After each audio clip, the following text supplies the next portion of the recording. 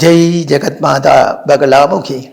ஓம் cream Bagalamukhi வரதே சர்வ சௌபாகிய பிரதாயினி சமஸ்த பக்தானாம் சர்வாபீஷ்டம் சாதய சாதய ஹ்ரீம் ஓம் ஸ்வாஹா. இது ஒரு விஐபியுடைய ஜாதகம்தான், சந்தேகப்பட வேண்டாம். பிளானிட்டரி பொசிஷன், வயசு இதெல்லாம் கரெக்டு தான், இதில் எந்த கரெக்ஷனும் கிடையாது. இவங்க ஒரு 2 மாதம் முன்னாடி பார்க்கறதுக்காக வந்தாங்க. ஒரு லேடி, அவரோட ஹஸ்பண்டு, அதே மாதிரி ஹஸ்பண்டோட அப்பா அம்மா கூட இன்னொரு ஆள், இப்படி ஒரு லேடி, ஹஸ்பண்டு, ஹஸ்பண்டோட அப்பா அம்மா, இன்னொரு ஆள், அப்படி 5 பேர் உள்ளே வந்தாங்க. உள்ளே வந்து இருந்து ஜாதகம் கொடுத்தாங்க. அப்போது ஜெனரலாக எப்படின்னா, இங்கே ஜாதகத்தில் விஷயங்கள் இருந்தால் தான் பார்க்கறது, இல்லைன்னா பார்க்க மாட்டோம். இப்போ அடுத்த காலத்தில் பெங்களூரில் ஒரு அப்பாயின்மெண்ட் இருந்தது, அங்கே போனேன். 35 பேரை ஒரு நாள் பார்க்கணும். அன்றைக்கி ஒரு நாள் தான் அங்கே இருக்க முடியும், அடுத்த நாள் நான் இங்கே வந்தாகணும். இவங்க 35 பேருக்கு அப்பாயின்மெண்ட்டு கொடுத்தாங்க. 35 பேருக்கு அப்பாயின்மெண்ட்டு கொடுத்தாச்சுன்னா அதில் நிறைய ஜாதகங்கள் எக்ஸ்ட்ரா இருக்கும். சிலவங்க ஒன்று பார்த்ததுக்கு அப்புறம் இன்னொன்று பார்க்கணும் அப்படியெல்லாம் சொல்லுவாங்க. அதில் 18 பேரை நான் திருப்பி விட்டுட்டேன். இந்த 35 பேரில் 18 ஜாதகம் எடுத்து பார்த்தா இதில் மேட்ரு ஒன்றுமே இல்லையே, சொல்கிறதுக்கு எந்த விஷயம் கிடையாது. நீங்கள் என்ன கேட்கணும்? இல்லை சுவாமி, ஒரே கஷ்டமாக இருக்கு. அதுதான், இந்த லைஃப் இப்படி தான் இருக்கும், இதில் மாற்றங்கள் எதுவும் வராது. சும்மா அவர் ஜோதிஷியை பார்த்து அவருக்கு தட்சணையை கொடுத்து எங்கேயாவது போய் பூஜை பண்ணி மந்திரவாதம் பண்ணி யாகம் பண்ணி ஹோமம் பண்ணி ஒன்றும் ஒர்க் அவுட் ஆகாது. இந்த ஜாதகத்தில் இப்படித்தான் இருக்கும். இப்போ உங்களுக்கு ஒரு சந்தேகம் இருக்கும், பரிகாரம் பண்ணுன்னு சொல்லப்பட்ட நீங்களே எப்படி சொல்கிறீங்களே, 2 ஆப்போசிட்டாக இருக்கே அப்படின்னு நீங்கள் சொல்லுவீங்க. அதுக்கு நான் சின்ன ஒரு எக்ஸாம்பிள் சொல்கிறேனே. இப்போது ஒரு ஜெர்சி பசு ஒன்று இருக்குது, ஒரு நாட்டு மாடு அப்படின்னு ஒன்று இருக்குது, 2 பசுக்கள் தான். இந்த ஜெர்சி பசு டெய்லி 35 லிட்டர் பால் தருது. இந்த பசு டெய்லி 2 லிட்டர் இல்லை 1.5 லிட்டர் பால் தருது, அது நாட்டு பசு. ஜெர்சி பசுவுக்கு கொடுக்கப்பட்ட சாப்பாடு நாட்டு பசுவுக்கு கொடுத்தால் ஜெர்சி பசு தரப்பட்ட 35 லிட்டர் பால் இந்த நாட்டு பசு தருமா? தராது. சாப்பாடு கொடுத்தா சாப்பிடத்தான் செய்யும், ஆனால் பால் நமக்கு கிடைக்காது. அதே மாதிரி தான் ஜாதகங்களில் யோகம் இருந்தால் மட்டும்தான் பூஜை செய்யும் போது 100% அது ஒர்க் அவுட் ஆகும். இல்லை என்றால் அந்த பூஜை கொண்டு பலம் ஒன்றும் இல்லை, அடுத்த ஜென்மத்திலே அதோட பலன் கிடைக்கும். அப்போ அதே மாதிரி சிலவர் வரும்போது அதில் சொல்றதுக்கு ஒன்றுமே இருக்காது, ஏதாவது பரிகாரம் பண்ணினாலும் அது ஒர்க் அவுட் ஆகாது. அதனால தான் அவங்கள திருப்பி அனுப்புறது. அப்போ இந்த ஜாதகம் பார்க்கும்போதும் பெருசா விஷயங்கள் ஒன்றும் இல்லை. இப்போ நான் என்ன சொன்னேன் என்றால், எல்லாம் நல்லா தானே இருக்கு, நல்ல வித்யா இருக்கு, நல்ல உத்தியோகம் இருக்கு, நல்ல வருமானம் இருக்கு, நல்ல வீடு வாகனம் நல்ல குடும்பம் எல்லாமே நல்லா இருக்கே, அப்புறம் எதுக்கு இப்ப பாக்குறீங்க அப்படின்னு கேட்டேன். அப்ப அவருக்கு சுக்கிர லக்னாதிபனோட தசாகாலமாக இருந்தது. அந்த லக்னாதிபனோட தசாகாலத்தில் ராகு பார்வை இருக்கிறது, லக்னாதிபன் 2ஆம் இடத்துல செவ்வாயோட வீட்டிலே இருக்கிறது, அது இங்கே செவ்வாய் சுக்கிரன் பரிவர்த்தனை செய்து இருக்கிறது. இப்படியெல்லாம் சில சொல்லக்கூடிய சில யோகங்கள், கிரக யோகங்கள் ஜாதகத்தில் இருக்கு. அதனால எனக்கு அப்போ பெருசாக ஒன்றும் மூடு இல்லை. அதனால நான் என்ன சொன்னேன் என்றால், எல்லாம் நல்லா இருக்கு, இப்படித்தானே இருக்கு, நல்ல உத்தியோகம், நல்ல வித்யா, நல்ல உத்தியோகம், நல்ல குடும்ப வாழ்க்கை, நல்ல வீடு, நல்ல வாகனம், நல்ல சேலரி எல்லாம் இருக்கு இல்லையா? ஆமா, எல்லாம் இருக்கு, அப்படியே நீங்க சொன்னபடியே இருக்கு. அப்புறம் இப்ப எதுக்கு பாக்குறீங்க? அப்போ அந்த அம்மா சொன்னாங்க, அதாவது இந்த பூய நட்சத்திரக்காரி, அவங்க சொன்னாங்க, சுவாமி இது, அதாவது அவர் கூட வந்திருக்கப்பட்ட அப்பா அல்லாம இன்னொரு ஆள் இருக்கு, அவரே சொல்றார், இவர் எங்களுடைய ஃபேமிலி அஸ்ட்ராலஜர், இவங்க தான் உங்களே பார்க்கணும்னு சொல்லி எங்களை அடிச்சுட்டு வந்தாங்க. அப்போ நான் அவர்கிட்ட கேட்டேன், நீங்க அஸ்ட்ராலஜர் அப்படின்னு சொல்றீங்க, அப்ப பின்ன எங்க எதுக்கு அழிச்சிட்டு வரணும், நீங்களே பார்த்தா சொல்லுவீங்க, உங்களுக்கு தெரியும் இல்லையே, அதுல பிரச்சனை ஒன்றும் இல்லையே அப்படின்னு. அப்போ அவர் சொன்னார், இல்லை சுவாமி, நீங்க கொஞ்சம் டீப்பா பாருங்களே, அதுல ஒரு பிரச்சனை இருக்கத்தான் செய்யுது, அது பிரச்சனை வச்சுதான் கண்டுபிடிக்கணும். கன்ஃபார்ம் பண்ணணும், அதுக்காகத்தான் இவங்களை அழைச்சிட்டு வந்தேன் அப்படி சொன்னாங்க. அப்போ நான் உடனே டைம், எனக்கு நான் வாட்ச் கட்டுறது இல்லையே, கையில இல்லையே, எங்க கிளாக் இருக்கும், டைம் பார்த்துட்டு நான் என்ன சொன்னேன் என்றால், இப்போ காலஹோரே சுபமல்லை, கொஞ்ச நேரம் வெயிட் பண்ணுங்க வெளியில, அதுக்குள்ள இன்னொரு ஆளை நான் பார்க்குறேன், அப்புறம் உங்களை கூப்பிடுறேன், அப்புறம் பிரச்சனை வைக்கலாம் அப்படி சொல்லி அவங்கள வெளியில அனுப்பிட்டு இன்னொரு ஜாதகம் பார்த்தேன். அப்புறம் இவங்க உள்ள வந்தாங்க. உள்ள வரும்போது பிரச்சனம் வச்சாச்சு. அந்த பிரச்சனத்திலே பார்த்த கிரகநிலை அல்ல இது, இது உங்களோட ஜாதகம். பிரச்சனத்திலே பலம் எப்படி சொல்றதுன்னா, அன்னைக்குள்ள பிளானட்டரி பொசிஷன் பிளஸ் பிரச்சனம் வைக்கும் போதுள்ள உதய ராசி இதெல்லாம் வச்சுதான் பின்ன தூத லட்சணம், இது கொண்டுதான் பிரச்சனம் பலம் சொல்ல வேண்டும். அப்ப பிரச்சனம் வச்சு பார்க்கும் பொழுது இவருக்கு லீகல் ப்ராப்ளம் இருக்கு அப்படின்னு தான். இப்ப பிரச்சனை வச்சுட்டு நான் கேட்டேன், லீகல் ப்ராப்ளம் இருக்கு இல்லையா? ஆமா.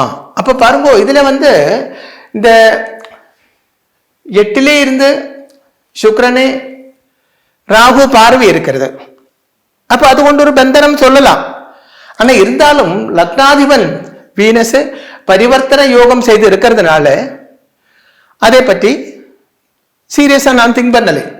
இனி ஒரு விஷயம் என்ன என்றால், சனி செவ்வாய், அதே மாதிரி இங்க ராகு தரிசனம் இல்லை, சனி செவ்வாய் மானியமாக யோகம் செய்திருந்தால், அதே மாதிரி ராகு செவ்வாய் மானியமாக யோகம் செய்தால் அது ஆபிச்சார தோஷத்தை காட்டுறது, அது ஒரு சிம்டம் தான். ஜாதகத்தில் அப்படி இருந்தால் அப்படிப்பட்டவர்க்கெல்லாம் ஆபிச்சாரம் இருக்குன்னு சொல்ல முடியாது. ஆபிச்சாரம்னா செய்வனே இருக்குன்னு சொல்ல முடியாது. அதாவது எக்ஸ்ரே எடுத்து பார்த்தால் தான் உள்ளே எலும்பு ஒடிஞ்சிருக்கா இல்லையான்னு சொல்ல முடியும் இல்லையா? அதே மாதிரி தான். அப்போ இந்த ஜாதகப்படி இது ஒரு ஆளு ஜனிக்கும் போது உள்ளதுதானே ஜாதகம். அப்பமா செய்வனே அவர் 30 வயசா 40 வயசா 50 அப்ப எல்லாம் தான் செய்வனே வரும். ஆனா என்ன என்றால், உன்னுடைய போன ஜென்மத்தில் உள்ள எனிமி உன்னுடைய இத்தனாவது வயசில் இன்ன சொரூபத்தில் உனக்கு ஆபிச்சாரம் பண்ணும் அப்படின்னு ஜாதகத்தில் இருக்கும். அதுதான் பிரச்சனை. அப்ப இந்த சுக்கிர தசா காலத்துல ரொம்ப நல்ல டைமாக இருந்து இவருக்கு ஆபிச்சாரம் பாதிச்சிருக்கு. அப்ப ஆபிச்சாரத்தோட ஒரு சிம்டம் ஜாதகத்திலே இருக்கு. அதனால தான் பிரச்சனம் வச்சேன். அது மட்டுமல்ல, அது எங்கே இருக்கு? 1, 2, 3ஆம் இடத்துல, அதாவது மானி இருக்கப்பட்டது 3ஆவது இடம். 3ஆவது இடம் என்றால் அது ஜாதகம் இந்த பிளானட்டரி பொசிஷனோட பலம் நல்லே நான் சொல்றது. இது பார்த்துட்டு அது அப்படி இல்லையே என்று நாளைக்கு போன் பண்ணி கேட்கக்கூடாது. அதாவது மானி எங்கே இருக்கிறதோ, மானி 4ஆம் இடத்துல இருந்தால் அம்மா சைடிலே இருந்து, 7ஆம் இடத்துல இருந்தா வைஃபோ இல்லைன்னா வீட்டுக்காரனா ஹஸ்பண்ட் அவர் சைடிலே இருந்து, 9ஆம் இடத்துல இருந்தா அப்பா இல்லைன்னா அப்பா குடும்பத்திலே இருந்து, இப்படித்தான் திங்க் பண்ண வேண்டும். அதே மாதிரி 7ஆம் இடத்துல இருந்தா பிசினஸ் பார்ட்னர்ல இருந்து அப்படி திங்க் பண்ணலாம். 6ஆம் இடத்துல இருந்தால் நம்மளோட எனிமி, அவருக்கும் நமக்கு எந்த சம்பந்தமும் இருக்காது, ஆனா எனிமி பக்கத்து வீட்டுக்காரனாக இருக்கும், இல்ல வேற பிசினஸ் பண்ணப்பட்டவனாக இருக்கும், நம்ம நாசமா போனோம்னு அவன் என்றாங்க, அவன் அப்படி நினைக்கிறாங்க, அவன் செய்யப்பட்டது. அப்படி சுருக்கமா மானி எங்கே இருக்கோ அதே இடத்தை வச்சுட்டு நம்ம திங்க் பண்ண வேண்டும். அப்ப இங்கே 3ஆம் இடத்துல தான் மானி இருக்கிறது. 3ஆம் இடம் சகோதர ஸ்தானம். சகோதர ஸ்தானம் 3ஆம் இடம். அது யாரோட சகோதரம்? ஜூபிட்டர் அங்கே இருக்கு, குரு. அப்ப நான் சொன்னேன், அந்த பொண்ணு அந்த லேடிகிட்ட சொன்னேன், உங்களுடைய ஹஸ்பண்டோட சகோதர ஸ்தானத்தில், அதுவும் அந்த மானி தரிசனம் செய்யப்பட்டது சனி அங்கே இருக்கிறது சுக்கிரனோட வீட்டில இருந்து பார்க்கிறாங்க. சுக்கிரன் அந்த மங்கல்யகாரகன், கலத்திரகாரகன். சுருக்கமா அதே மாதிரி புதன் இங்கே நபும்சக கிரகமாக இருக்கு. அங்கெல்லாம் கொஞ்சம் தெய்வீகம் இருந்தால் தான் நமக்கு அது கரெக்டா அது நமக்கு கையில கிடைக்கும். நான் என்ன சொன்னேன் என்றால், உங்களோட வீட்டுக்காரோட சகோதரி பவர்ஃபுல்லா செய்வன வச்சிருக்காங்க, பலமுறை பண்ணியிருக்காங்க, அதுதான் உங்களோட பிரச்சனைக்கெல்லாம் காரணம். உடம்பு பூரி அரிக்கிறது உண்டா? அப்படி கேட்டேன். ஆமா சுவாமி, நிறைய உடம்பு பூரா அரிக்கிறது.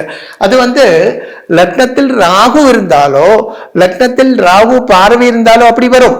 ஆனா இவரை பொறுத்த வரைக்கும் லக்னத்தில் ராகுவும் இல்லை, ராகு பார்வையும் கிடையாது. அப்ப அவங்க சொன்னாங்க, இந்த கை கால எல்லாம் புண்ணு மாதிரி இப்படி அரிச்சு இப்படி ஆகுமே, என்ன இச்சிங், அரிக்கிறது, அரிச்சு சொரிஞ்சு அது இப்போ பொட்டுறது, நிறைய ட்ரீட்மெண்ட் பண்ண ஒன்றும் குணம் ஆகலே, செய்வனை தான் பாதிச்சிருக்கு. அப்ப பல இடங்களிலே போய் பார்த்தாச்சு, அங்கே எல்லாம் சொல்லியாச்சு.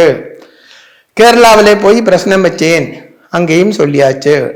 இப்ப இந்த அவங்க கூட அந்த ஜோதிஷி சொன்னாங்க, சுவாமி இந்த விஷயம் எனக்கு நல்லாவே தெரியும், எனக்கு ரொம்ப டீப்பா பிரசனம் வைக்க தெரியாது, இருந்தாலும் நான் பிரசனம் வச்சு பார்க்கும் பொழுது இவரோட, அதாவது அந்த பொண்ணோட ஹஸ்பண்டோட சகோதர ஸ்தானத்தில் இருந்துதான் செய்வனை வச்சிருக்குன்னு எனக்கு நல்லாவே தெரியும். ஆனா நான் சொன்னா இவங்க நம்ப மாட்டாங்க, அதனால தான் இவங்களை இங்கேயே அழிச்சிட்டு வந்தேன் அப்படி சொன்னாங்க. அப்போ அந்த ஹஸ்பண்ட் சொன்னாங்க, சுவாமி அவள் இது பண்ணியிருக்கிறது எனக்கு முன்னாடியே தெரியும், அவ சொல்லிட்டு தான் பண்ணா, என்னுடைய சகோதரி தான், ரொம்ப மோசமான கேரக்டர், உன்னுடைய வைஃபை பித்து பிடிச்சு பைத்தியக்காரியாக்கு தெருவிலே அலையிற மாதிரி பண்றேன், இல்லையே என்ன இப்படி கூப்பிட்டுக்கோ அப்படி எல்லாம் சொன்னாங்க, என்கிட்ட சொடக்கு விட்டாங்க. நாங்க இந்த அளவுக்கு ஆபிச்சாரம் பண்ணப்பட்ட ஆள இருக்கா, ரொம்ப பவர்ஃபுல்லா பாதிச்சிருக்கே, இருக்கு சுவாமி. அப்ப அந்த அம்மா என்ன சொன்னேன்னா, அதாவது இந்த செய்வனை பண்ணப்பட்ட லேடியோட அம்மா முன்னாடி இருக்கத்தான் செய்யுது. சுவாமி அவ பலமுறை இப்படி பண்ணியிருக்கோ, நானும் நிறைய அட்வைஸ் பண்ணி பாட்டேன், இது தப்பு, அப்படி பண்ணக்கூடாது அப்படின்னு, ஆனா அவ இப்படி பண்ணிட்டு இருக்காங்க, ஒரு இடத்துல போய் இப்படி பண்றாங்க, அவங்க இதே மாதிரி துர்மந்திரம் பூஜைகள் எல்லாம் பண்றாங்க, பல பேரும் அந்த துர்மந்திரம் பலிச்சு அனுபவம் உள்ளவராக அங்க வர்றாங்க. அதாவது நான் இது பண்ணியிருக்கேன், எனக்கு அந்த பலம் வந்திருக்கு, அந்த மாதிரி நானும் 2 வாட்டி அங்க போயிருக்கேன் அப்படின்னு அந்த அம்மா சொன்னாங்க. அப்ப பாருங்க, அந்த பிரசனம் என்று சொல்லப்பட்டது எவ்வளவு கரெக்டாக இருக்கு, ஜோதிஷம் என்று சொல்லப்பட்டது எவ்வளவு கரெக்டாக இருக்கு, அதுல ஒன்றும் மாயம் இல்லை, தப்பில்லை, 100%. ஏற்கனவே ஒரு போர்டில் சொன்ன மாதிரி 4 3 சேர்த்தா 7 தான், அது மேலேயும் கீழேயும் போகாது. ஆனா நம்ம என்ன பண்ண வேண்டுமானால் சாஸ்திரியமாக அது படிக்கவும் வேண்டும், நம்ம விருப்பத்துக்காக அதுல தண்ணி சேர்த்து கொள்ளவும் கூடாது. இதுல என்ன பார்க்கிறதோ அதுதான், நம்ம திருஷ்டியில என்ன தெரியறதோ அதுதான் சொல்ல வேண்டுமே தவிர நம்மளாம் ஒன்றும் அதுல போடக்கூடாது.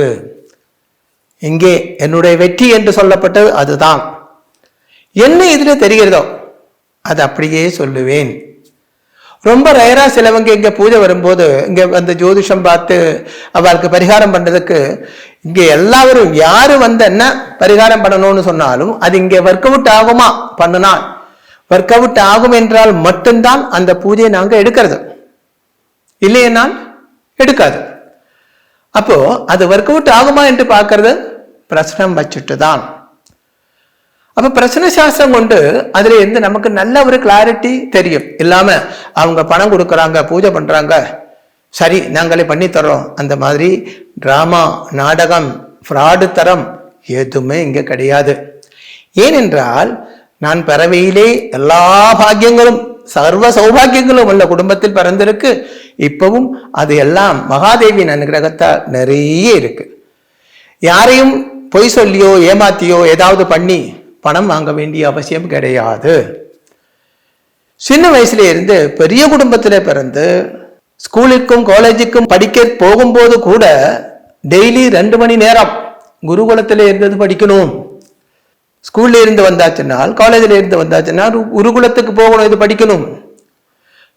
ஸ்கூலு காலேஜ் வெக்கேஷன் டைம்ல ஃபுல்லா குருகுலத்துல இருந்தது படிக்கணும். அப்படியெல்லாம் ரொம்ப கஷ்டப்பட்டு 16 வருஷ காலம் கொண்டு படிச்செடுத்தது தான் இதெல்லாம்.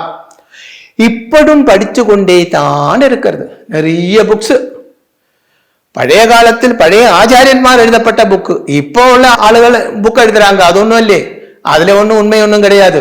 இப்போ அடுத்த காலத்தில் ஒரு புக்கு இங்கே என்னுடைய ரிலேஷன் ஒரு ஆள் என்னை பார்க்கறதுக்கு வந்தார். அப்போ ஒரு புக்கு கொடுத்தார்.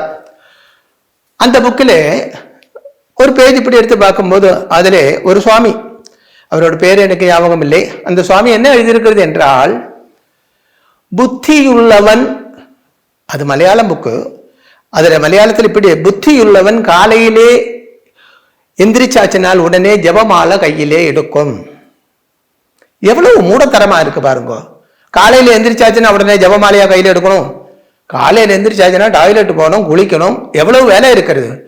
என்ன எல்லாம் வேலைகள் வீட்டில் செய்ய வேண்டியது இருக்கு. இது சாமிமார்கள் ஆயிருந்தா கூட காலையில எந்திரிச்சா உடனே ஜபமாலையா கையில் எடுக்கணும் இல்லை. அப்ப இது ஃபாலோ பண்ணப்பட்டவங்க 1000 பேர் இருப்பாங்க. ஐயோ எவ்வளவு கரெக்டா சொல்றாங்க. அப்படி அது ஃபாலோ அதெல்லாம் புத்தி இல்லாத ஜனங்கள் தான். அப்ப புத்தியுள்ள அறிவுள்ள நல்ல ஒரு ஹிந்து சமூகத்தை உருவாக்கணும். அதனால என்னால முடிஞ்சது.